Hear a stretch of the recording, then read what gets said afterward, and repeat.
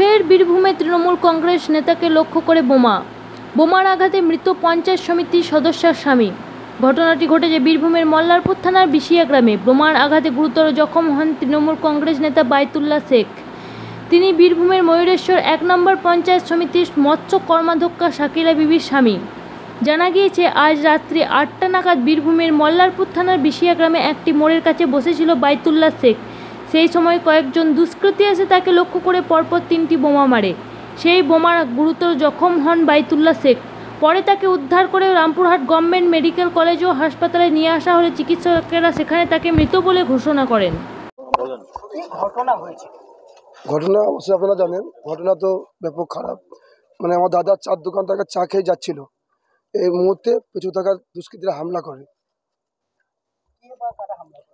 এটা একটা চক্রান্ত, বিজেপি চক্রান্ত, ষড়যন্ত্র ওরা করেছে এটা। আচ্ছা, আগে কি আপনারা জানতে পেরেছিলেন যে আপনার দাদার উপর হামলা হতে পারে? আমরা অতটা জানতে পারিনি, জানতে পারলে অবশ্যই সতর্ক হতাম।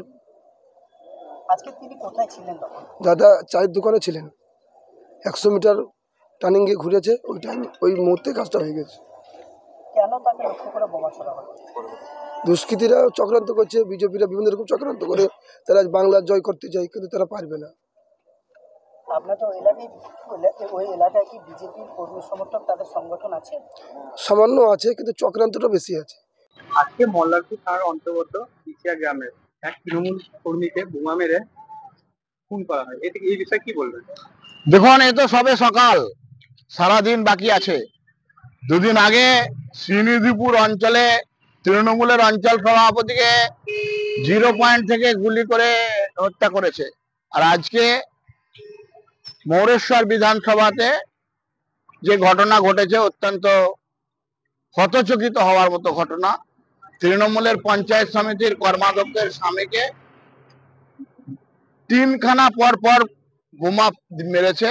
আর সেই বোমার ফলে মারা হসপিটালে আনার পরে বলেছে যে সে মারা গেছে।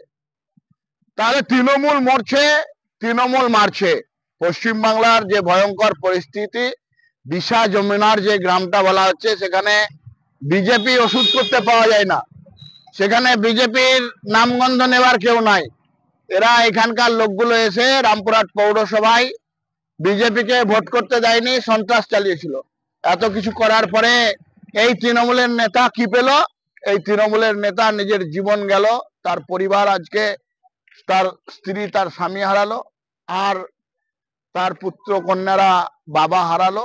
তৃণমূলের রাজ্যে মরছে মুসলমান, মারছে মুসলমান, আর একটা ভয়ের বাতাবরণ, আতঙ্কের বাতাবরণ তৈরি হচ্ছে। দিদিমণি বলছেন এগিয়ে বাংলা, এটাই এগিয়ে বাংলার নমুনা। মানুষ তাই এর থেকে মুক্তি চাইছে।